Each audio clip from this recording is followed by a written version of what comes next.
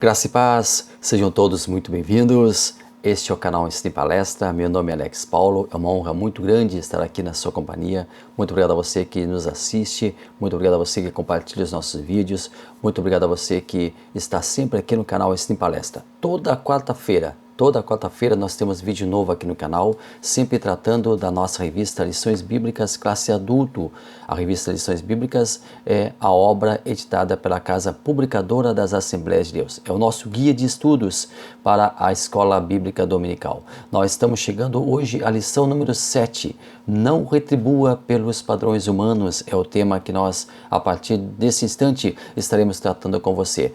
Curta o vídeo, compartilhe, inscreva-se no canal, é uma grande honra ter você inscrito no nosso canal e vamos juntos para mais um ensino, para mais um estudo aqui no nosso Ensino e Palestra.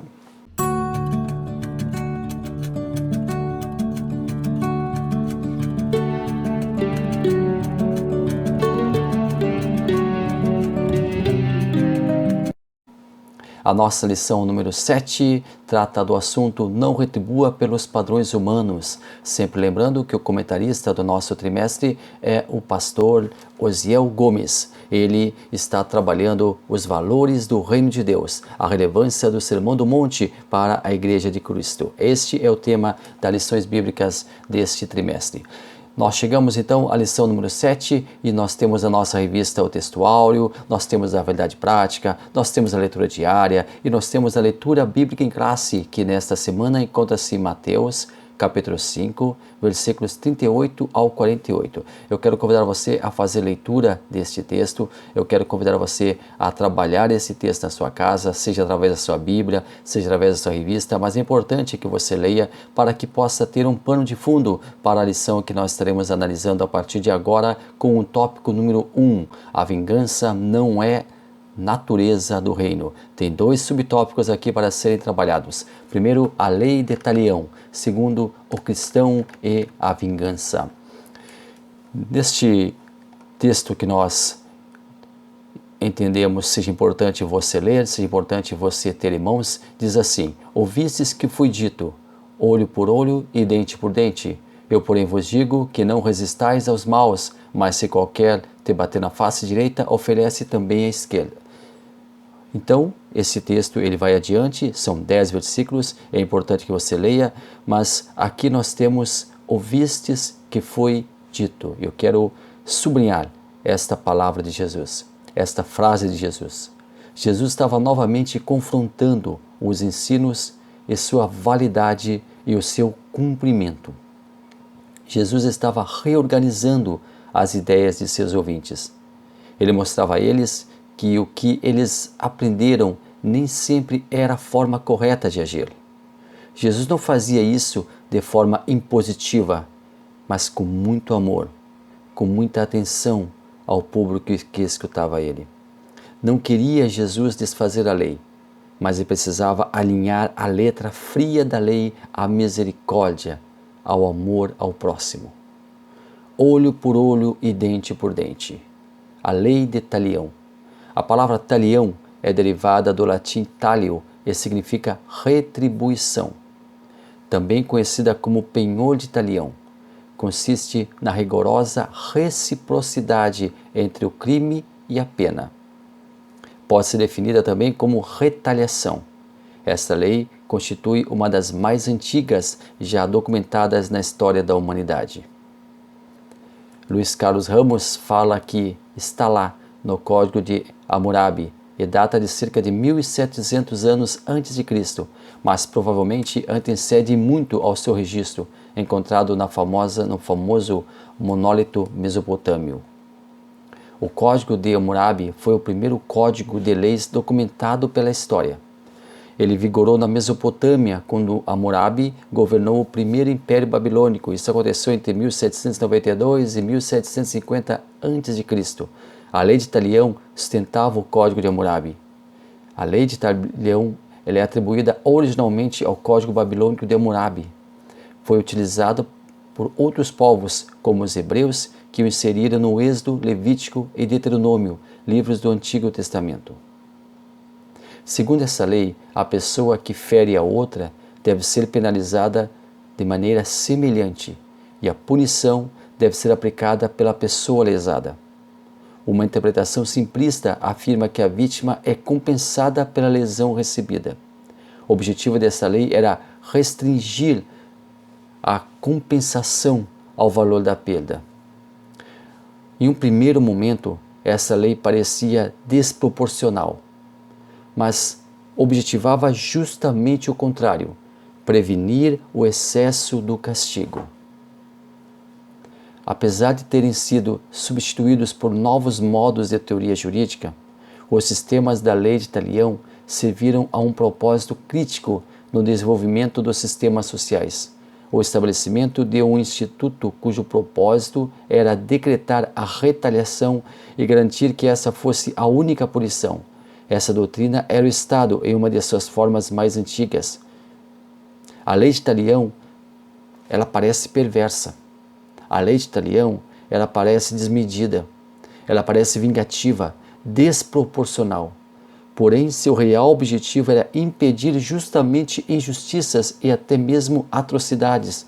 Luiz Carlos Ramos fala que trata-se de um avanço significativo rumo à graça e à misericórdia.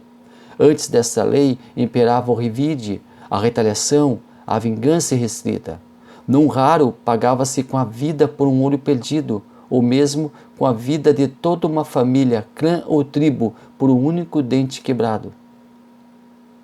A lei de Talião, ela então veio fazer um teto de punição. Muitas pessoas, por exemplo, ao brigarem, acontecia algum problema, furavam o olho da outra pessoa e aí vinham para matar aquele ofensor. Só que a lei de Talião limitava o castigo ao próprio crime. Se furou um olho, não pode tirar a vida da pessoa. Então, vá lá e fura o olho dessa pessoa. Então, estão quites. Uma forma simplista de explicar essa lei. Mas era assim, era justamente para prevenir, era justamente para fazer uma prevenção, para que não se pagasse por uma vida, por um crime, por um delito, para que não houvesse uma desproporcionalidade na conduta da lei, na conduta da punição. Então a lei de Talião, ela na verdade, ela não estava sendo desproporcional, muito pelo contrário, ela estava na verdade impedindo a desproporcionalidade. A lei de Talião estava implicitada no código da lei mosaico. Por exemplo, nós temos duas passagens no Antigo Testamento que mostram a aplicabilidade nas Escrituras dessa lei. Nós temos lá em Levítico capítulo 24, versículos 17 e 22. E quem matar alguém certamente morrerá, mas quem matar um animal o restituirá vida por vida. Quando também alguém desfigurar o seu próximo, como ele fez, assim será feito.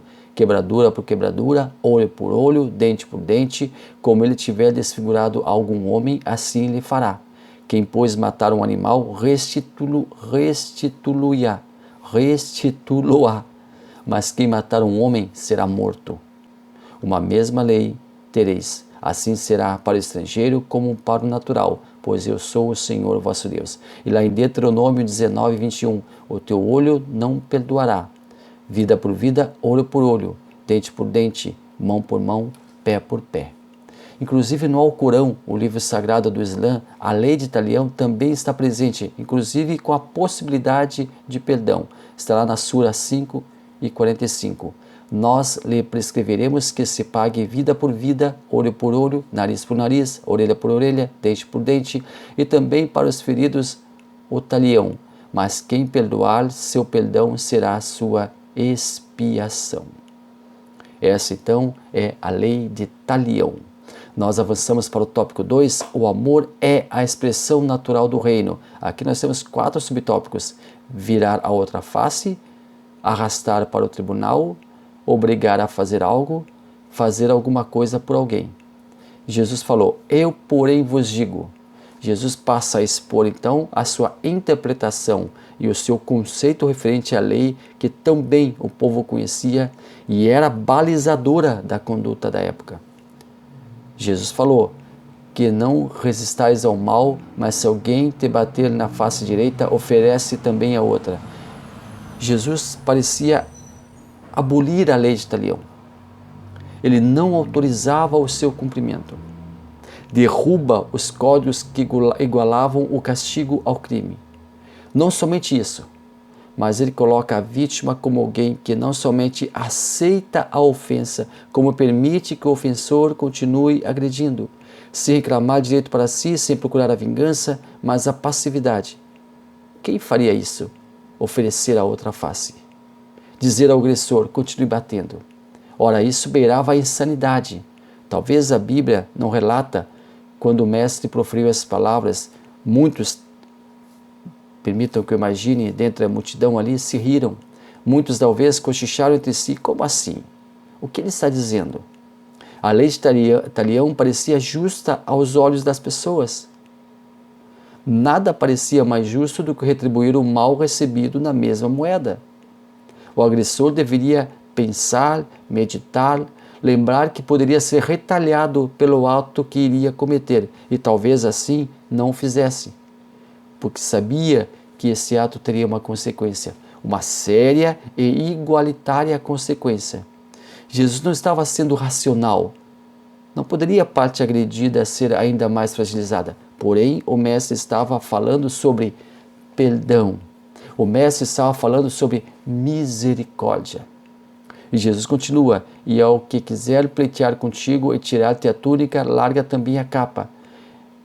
Em uma primeira análise, tem-se a interpretação de que a vítima cada vez mais se humilha, se coloca em sinal de degradação, aceitando passivamente o que lhe é imposto. Mas aqui existe uma tendência denominada hermenêutica da resistência ativa não violenta, que interpreta da seguinte maneira a situação proposta por Jesus. Na hermenêutica da resistência ativa não violenta, quem de fato está no controle é quem oferece a outra face, quem oferece a capa, quem caminha a segunda milha, quem empresta ao carente, quem trata o inimigo com dignidade, quem lhe presta socorro, como que dizendo, não será como você quer, mas como eu quero. Você pensa que está no comando, mas quem de fato decide o que fazer sou eu. Isto, assim fala, assim registra Luiz Carlos Ramos. Túnica e capa. A grosso modo, a túnica era a veste exterior, muitas vezes feitas de material nobre como linho, por exemplo. A capa agasalhava e por vezes era utilizada inclusive como cama para repouso em viagens. Logicamente também protegia do frio e do vento. Muitas vezes a capa era deixada como fiança da palavra empenhada.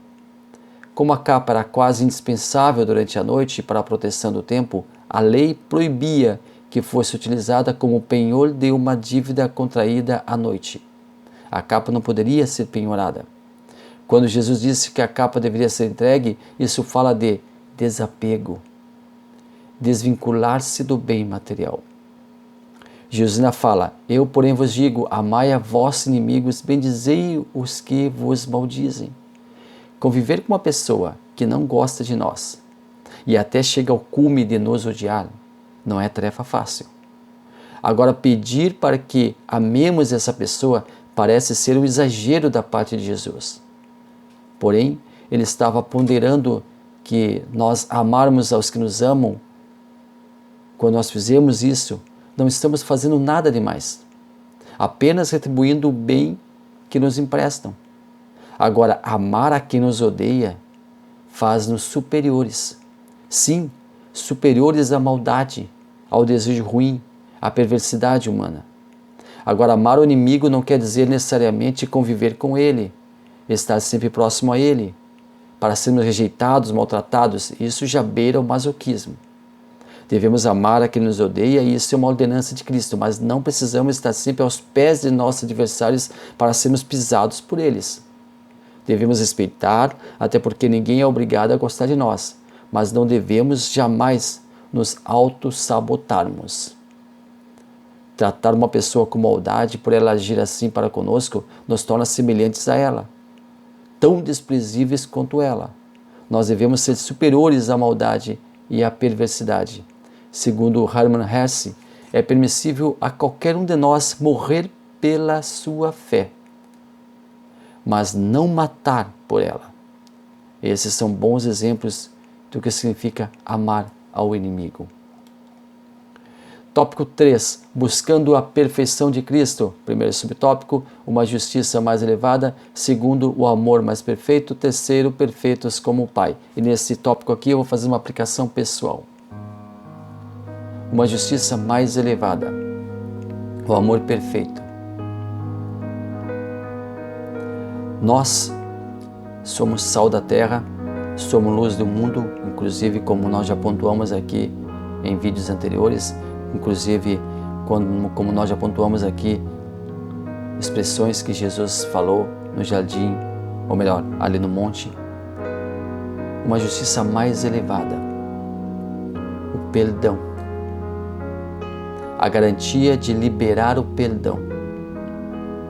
Embora a pessoa seja fragilizada muitas vezes com tantas coisas, tantas injustiças, tantas blasfêmias, tanta perversidade, embora muitas vezes nós sejamos desacatados, desrespeitados até mesmo em nossa fé e nossa maneira de pensar,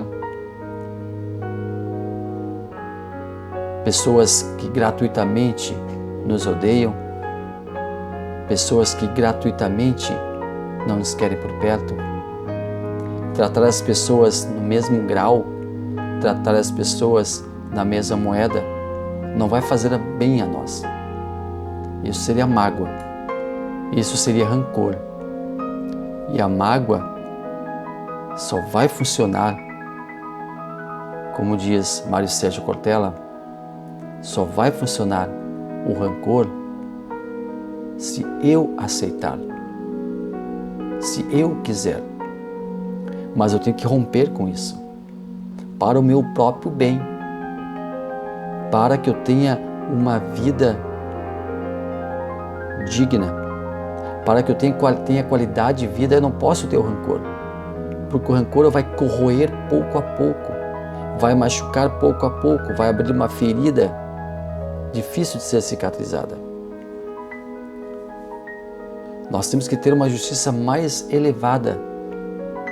Nós temos que amar ao próximo e também amar aqueles que nos odeiam, orar por eles, pedir para que Deus graciosamente os liberte da mágoa, os liberte do rancor, os liberte da maldade. Graciosamente Deus os transforme. E essa transformação pode partir através de nós. Deus pode nos usar para ajudar a transformar pessoas. Quando alguém percebe que a sua maldade, a sua perversidade, alguém percebe que a sua calúnia não está fazendo efeito, não está fazendo o efeito que elas queriam, que elas gostariam, que elas faziam questão que fizesse, elas saberão que estarão tratando com pessoas superiores, que estarão tratando com pessoas de um outro nível, que estarão tratando com pessoas de um outro patamar, que estarão tratando com pessoas de uma outra estirpe. Nós somos cidadãos do céu, nós somos filhos de Deus, nós somos da luz e as trevas não nos alcançam, as trevas não limitam a nossa ação. Nós vamos nos proteger, sim, nós vamos nos blindar, sim, contra o mal, nós vamos procurar, sim, nos resguardar contra a maldade. E por certo, nós estaremos a salvo enquanto nós mirarmos para Cristo, mirarmos para os seus exemplos, mirarmos para a sua vida, mirarmos para a cruz, onde foi consumada a missão de Jesus, onde Jesus cumpriu cabalmente a sua missão. Mas nós ficamos aqui na terra como cidadãos dos céus, representantes dos céus. Não estamos imunes a pensamentos maus. Não estamos imunes a pensamentos negativos. Não estamos imunes a pensamentos de retaliação. Mas nós temos que saber que nós somos diferentes, saber que nós estamos além, saber que nós estamos por cima. Por quê? Porque o nosso Mestre, o nosso Senhor, o nosso Deus nos conduz de maneira a que nós possamos, dia após dia, nos parecer mais e mais com Ele, sermos mais próximos dEle, e nos aproximando dEle, nós nos afastaremos da maldade.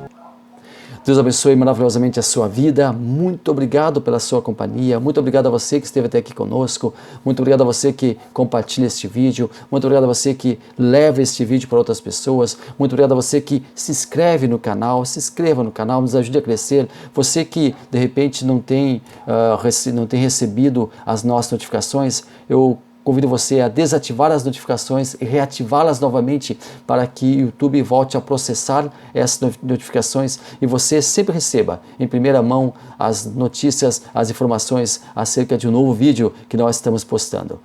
Deus abençoe maravilhosamente a sua vida.